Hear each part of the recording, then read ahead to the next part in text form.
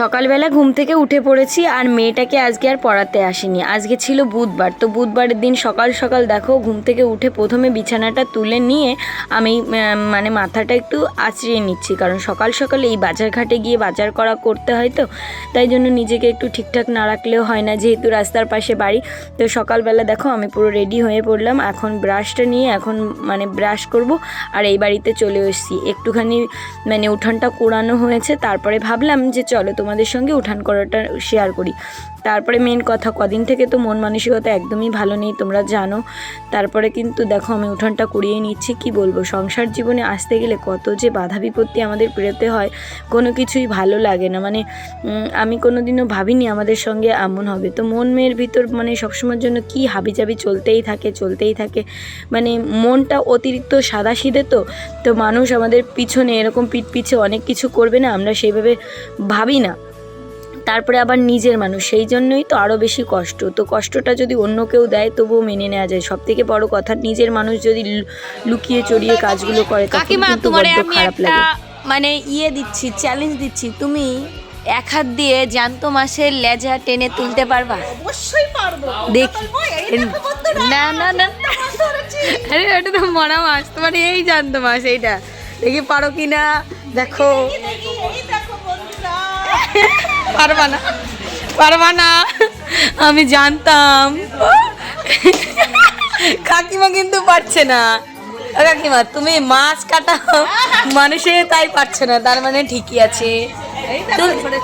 এই রে, মনকে ভালো রাখার জন্য যে কত কিছু চেষ্টা করি, যে কিভাবে আমি ভালো থাকতে পারবো, কি করে আমি হাসি খুশি থাকতে পারবো, কিন্তু দেখো যে যত সরল সাদাভাবে বাঁচতে চায় না, তাকে আরও সব কিছু দিয়ে মানে একদম বেড়ে কুড়ে ধরে। মানে তুমি ভালোভাবে বাঁচবে কি, মানুষ তোমার জন্য মানে ক্ষতি করার জন্য বসেই আছে। তো এই যে দেখো সকাল সকাল কিন্তু আমি এখান থেকে টমেটো নিচ্ছি। সকালবেলা মনে হলো কি রান্না করব, রান্না খাওয়া এইসবের দিকে আর কোনো ইচ্ছাই নেই, তাই ভাবলাম যে এখান থেকে কটা কাঁচা টমেটো নিই, এইগুলো দিয়ে তরকারি করব। তাই এখানে মানে পিসিকে বলছিলাম, পিসি এই টমেটো কত করে? তো বললো তুমি যদি 1 কিলো নাও তাহলে 20 টাকা নেবো, 500 নিলে হচ্ছে 10 টাকা নেবো। তো এখান থেকে টমেটো নিলাম আর এখান থেকে একটা রূপচাঁদা মাছ নিলাম। আজকে বেশি কিছু রান্না করব না, সকাল সকাল আর কি কমই রান্নাবান্না করব। আজকে মেয়ের স্কুলে আর কি অভিভাবকদের নিমন্ত্রণ আছে, সরস্বতী পুজোর খাওয়া দাওয়া, তাই জন্য কিন্তু সকাল সকাল দেখো চাও বানিয়ে নিয়েছি। আজকে একটু লেট করে উঠেছি, একবারে আর কি দুপুরবেলায় স্কুলে যেতে হবে, তাই জন্য খুব একটা তাড়াহুড়ো নেই। মানে আমার বরের জন্য 2 বেলার ভাত রান্না করব, আমাদের জন্য 1 বেলার, তাই জন্য দেখো সকালবেলাই চা করে নিলাম। আর আমার মেয়ে কত লক্ষ্মী, ওর বাবাকে চা দিতে এসেছে।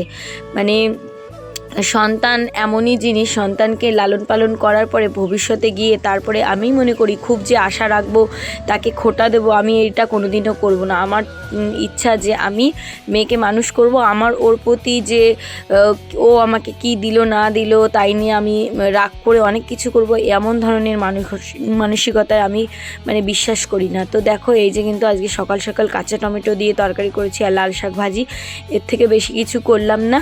তো কাঁচা টমেটো দিয়ে তরকারি করেছি জিরে ফোড়ন দিয়ে। তোমরা চাইলে একবার এইভাবে রান্না করে খেয়ে দেখো, অসম্ভব সুন্দর লাগে, খুবই ভালো লেগেছে। আরও জ্যান্ত মাছ দিয়ে। তো তারপরে কিন্তু রান্না খাওয়া করে তারপরে অনেক জামাকাপড় কেচে স্নান করে দেখো আমি রেডি হয়ে পড়েছি।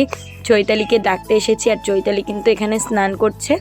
আমি চৈতালিকে ডাকতে এসেছি, চৈতালি এখনও স্নান করছে, মানে বুঝতে পারছো কতটা টাইম লাগবে। তাই ভাবলাম চলো একটু দেখি। বিট্টুর মা এদিকে কিন্তু ওদের ঘরবাড়ি অর্ধেক হয়ে গেছে, এখন এই ঘরবাড়ি একটু একটু করে হচ্ছে। এই জায়গা জমি নিয়ে যে কত সমস্যা সবার হয় জানো তো, এই জায়গা নিয়ে এত মানে সমস্যায় পড়েছিল উনি, কি বলবো দিদিটা। তারপরে কিন্তু জল নিয়ে মেয়েদের সঙ্গে চলে গেলাম, মানে মেয়েকে পাঠিয়ে দিয়েছিলাম রেডি করিয়ে। কি কি খেতে দেবে বলো? ফ্রাইড রাইস আর আলুর দম। বাহ, চলো চাটনিও দেবে, পাঁপড় দেবে, মিষ্টিও দেবে। চলো আমরাও তো খাবো, জল নিয়ে যাচ্ছি, তোমাদেরও দেখাবো। তো এখানে এসে দেখি যে আমাদের গ্রামেরই বউরা, মানে এরাই রাঁধুনি, তো এরাই রান্নাবান্না করছে। দেখো মানে এখানে হচ্ছে ফ্রাইড রাইস হবে আর সঙ্গে হবে আলুর দম। তো যাই হোক অনেকটা রান্নাবান্না তো কাকিমারাই করছে, আর এরা কিন্তু আমাদের গ্রামেরই। তো কাকিমাকে বললাম লাইক দিয়ে দিতে, কাকিমা কিন্তু আঙুল দেখিয়ে দিচ্ছে। তারপরে কিন্তু সবাই মিলে এখানে আমরা অনেকটা টাইম আগেই চলে এসেছি, 1:30টার দিকে এসেছি। তারপরে কিন্তু রান্নাবান্নার কিছুই হয়নি, শুধু আলুর দমটা করে রেখেছে। তারপরে কিন্তু আমরা এখন স্কুলের ভিতর ঢুকবো। স্কুলে যারা নতুন ভর্তি হয়েছে মানে পিপিতে, তাদেরকে আর কি বরণ করা হচ্ছে, মানে নবীন বরণ। তো তাই জন্য কিন্তু একটুখানি আয়োজনের ব্যবস্থা করা হয়েছে, যেমন নাচ, মানে নাচ এইসব। তো দেখো কি কি রান্না হলো। ওই যে কাকিমারা ডেকে বলছে সঙ্গীত একটু দেখিয়ে দাও, চাটনি, আর ওদিকে হচ্ছে আলুর দম, আর হচ্ছে ফ্রাইড রাইসটা তো এখনও হয়নি, তো হবে।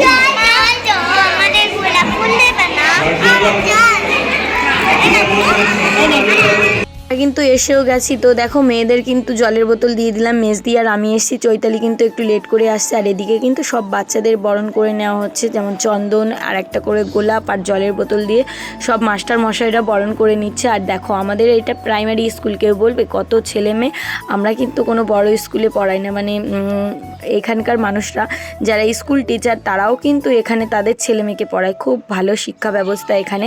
আর এখন না প্রাইমারি স্কুল অনেক উন্নত হয়ে গেছে, মাস্টার মশাইরা খুব দায়িত্ব নিয়ে আর কি ছেলে মেয়েদের পঠন পাঠনের ব্যবস্থা করে, তাই জন্য কিন্তু আমরা একদম চোখ বন্ধ করে বিশ্বাস করতে পারি। তো ছেলে মেয়ে এমনই জিনিস যাদেরকে ছোটোবেলা থেকে যেভাবেই মানুষ করা হয় না কেন, মা বাবাদের বেশি দায়িত্ব। মা বাবারা যদি ঠিকঠাক করে মানুষ করতে পারে, ছেলে মেয়ে যে স্কুলেই পড়ুক না কেন খুব ভালোভাবেই সব কিছু সম্পূর্ণ করতে পারে। সেটা আমার বক্তব্য, তোমাদের কি বক্তব্য জানিও। তো দেখো এখানে কিন্তু সব বাচ্চাদের যারা ভর্তি হয়েছে তারা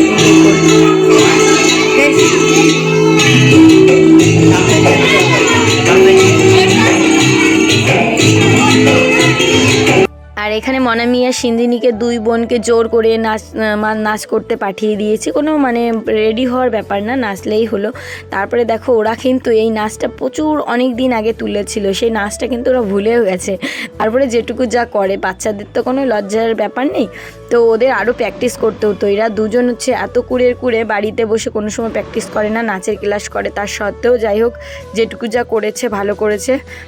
তো বাড়ি বসে ওদেরকে বলেছি তোরা নাচ তো শিখিস, নাচের মর্মও বুঝিস না, প্র্যাকটিস করা ধর। তো এখন থেকে দেখি কি করে। তারপরে কিন্তু আমাদের খাওয়া দাওয়া হবে, মানে বাচ্চাদের খাওয়া দাওয়া হবে। তার জন্য কিন্তু দেখো সব বান্ধবীদের সঙ্গে দেখা, বান্ধবীরা হাই করে দিচ্ছে। আর এখানে কিন্তু কোনো আওয়াজ শোনা যাবে না বলে মিউট করে দিলাম। স্কুল জায়গাটাই এমন, এত চেঁচামেচি কি বলবো। তারপরে কিন্তু এখনও রান্নাবান্না হয়নি, অনুষ্ঠান শেষ, তাও বাচ্চারা বসেই আছে, আমরাও বসে রয়েছি। তারপরে ফাইনালি দেখো এখানে ফ্রাইড রাইস আর আলুর দম কিন্তু তৈরি হয়ে গেছে। এখন প্রথম ধাপে বাচ্চাদের দেওয়া হবে, এই যে কেবল সবে এক কড়াই নামানো হয়েছে, আরও এক কড়াই করতে হবে। এখানে কিন্তু 2-3 গামলা মতো আলুর দম করে রেখেছে। এখানে যদি মা বাবাদের বলতো একটু তাড়াতাড়ি করে এসে হাতে হাতে কাজ করতো, কিন্তু যাদেরকে বলেছে তারা নাকি অনেক দেরি করে এসেছে, তাই কাকিমারা নাকি পরে বলেছে আর করার দরকার নেই। তো দেখো এখানে কাকিমা কিন্তু মিশাচ্ছে। কাকিমা কি রান্না করলে এতক্ষণ ধরে? আলুর দম, ঘি, বটবটি, ঘি। একটু ভালো করে নাড়াও, নাহলে ভাতগুলো ভেঙে যাবে না, বুঝ না, সুন্দর করে নাড়াও। তো তারপরে দেখো আমরা কিন্তু সবাই মিলে পরিবেশন করব, কারণ অনেকটা বেলা হয়ে গেছে, গড়ে 2:30 বেজে গেছে। বাচ্চাদের কখন খেতে দেবো, 1:30টার ভিতর কি তো খেতে দেওয়ার নিয়ম আর কি স্কুলে, যদিও আজকে অনুষ্ঠানের খাতাই পড়ে তাই জন্য। আর এখানে দেখো আমার একটা বান্ধবীর সঙ্গে দেখা, বান্ধবী কিন্তু কথা বলছিল, সোনা তোমার যাও খেতে। তো আমি তো আর আগে থেকে খেতে যেতে পারি না, কারণ মারা একটু পরে খাওয়াই ঠিক আছে, তো বাচ্চাদের তো খেতে দিতে হবে, তো আমিও খেতে দেবো ভেবেছি। তো চলো সব নিয়ে এক এক করে ঘরে যাই। আর ঘরের ভিতর বসেই খাওয়া দাওয়ার অ্যারেঞ্জমেন্ট করা হয়েছে। আমাদের স্কুলটা না খুব ভালো, সব মা বাবারা এইভাবে, আমরা যখন মিটিং ডাকা হয় সবাই মিলে আসি, অনেক কথাবার্তা হয় মাস্টারদের সঙ্গে। আমাদের বাচ্চার যদি কমতি থাকে সেটা আমরা খুলে বলি, বা মাস্টার মশাইরাও বলে, মানে খুব দায়িত্ব নিয়ে কাজগুলো করা হয়। তাই জন্য প্রাইমারি স্কুলে যে এত সুন্দর পঠন পাঠন হয়, সেটা আমার মেয়েকে এই স্কুলে না দিলে জানতাম না। আমার মেয়েকে একবার জানো তো মানে বড় স্কুলে ভর্তি করার কথা ভেবেছিলাম, যেমন ইংলিশ মিডিয়াম, সেখানে লকডাউন পড়ে গেছিলো জন্য আর স্কুল তেমন হয়েছিল না, তার জন্য কিন্তু আবার নিয়ে এসেছিলাম। তারপরে দেখো এখানে কিন্তু আমরা খেতে দিয়ে দিচ্ছি। তো এরকম 3টে ঘরে খেতে দেওয়া হয়েছে। তো মাস্টার মশাইরাও খুব সহযোগিতা করছিলেন, কারণ মাস্টার মশাইরাও আমাদের সঙ্গে হেল্প করছিলেন সবাইকে পরিবেশনের সময়। দেখো মাস্টার মশাইরা কিন্তু পরিবেশন করছে, আর বাচ্চা কাচ্চারা খেতে খেতে না এই রুমটাই ফ্রাইড রাইস শেষ হয়ে গেছিলো, কিছু মারা বসেও পড়েছিল। তারপরে যাই হোক আমাদের কিন্তু সবাইকে পরিবেশন করা হয়েছে, মোটামুটি বাচ্চার পর্বটা শেষ, এখন কিন্তু আমরা খেতে বসবো। তো এই দেখো ফাইনালি কিন্তু আমরা প্লেট নিয়ে বসে পড়লাম। কিছু মারা আছে তারা আর কি একটু পরিবেশন করে তারাও বসে যাবে, তাদেরকে মাস্টারমশাইই পরিবেশন করাবেন আর কি, মানে খেতে দেবেন। তো এই যে দেখো এটা আবার বান্ধবী, এই বান্ধবীটা কিন্তু খুব ভালো। তো উনিও কিন্তু ফেসবুকে খুব পরিমাণে ভিডিও ছাড়ে, ইউটিউবেও ছাড়ে মনে হয়, কিন্তু চ্যানেলটার নাম জানি না, জানলে তোমাদের বলতাম।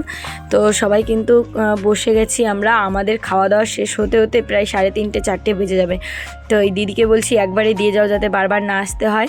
তো একবারে এই যে আমাদেরকে দিয়ে যাচ্ছে। তো খাবার দাবার আজকে কিন্তু রান্নাবান্নাটা বেশ হয়েছিল, স্কুলের রান্নাবান্না সব কিছু হাইজিন মেনটেন করে খুব সুন্দরভাবে হয়, স্কুলের কোনো তুলনাই নেই।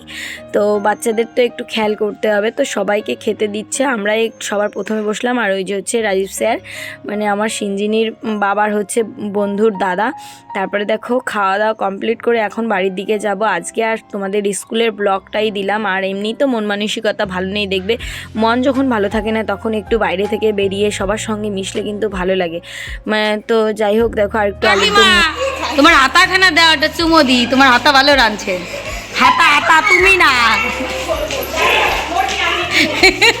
এই কাকিমাটার সঙ্গে ফাজলামি করতে করতে বলছিলাম তোমার হাতাটা দাও, মানে ওটা একটা ফাজলামি। তো আমি ভাবছিলাম মনে হয় ইনি সত্যিই নিয়ে আসবে, কিন্তু না, উনি আর নিয়ে আসেনি। যাই হোক পরে আমরা বাড়ি চলে গেছিলাম। ওই যে বই পড়াতে বসেছি, আর এতগুলো জামা কাপড় আছে। আজকে তো স্কুল থেকে এসে আর ভিডিওই করা হয়নি, তো মেয়েকে পড়াতে থাকি আর এই জামা কাপড়গুলো ভাঁজ করি। তো জামা কাপড়গুলো রাখার জন্য একটা এরকম জুতো রাখার র্যাক ছিল, ছাদে পড়েছিল, সেটাকে নিয়ে এসেছি।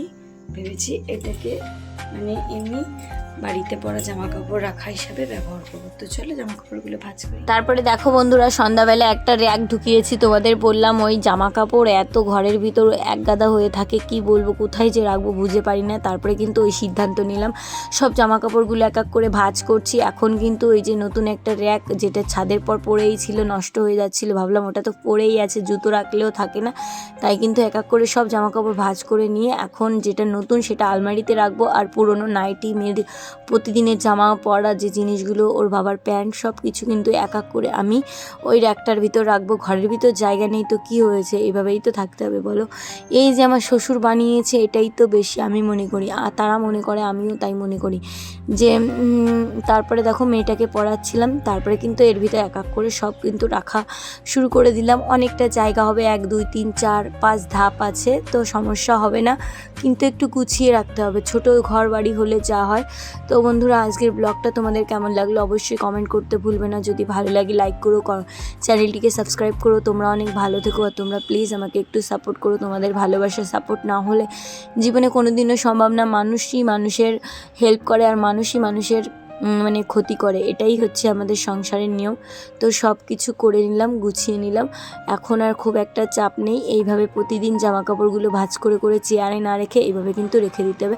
তো তোমাদের কেমন লাগলো ব্লগটা তোমরা কিন্তু কমেন্ট করতে একদমই ভুলবে না। আর অনুপমা দিদি, তুমি কিন্তু একদমই কমেন্ট করছো না, তোমাকে না পেলে আমার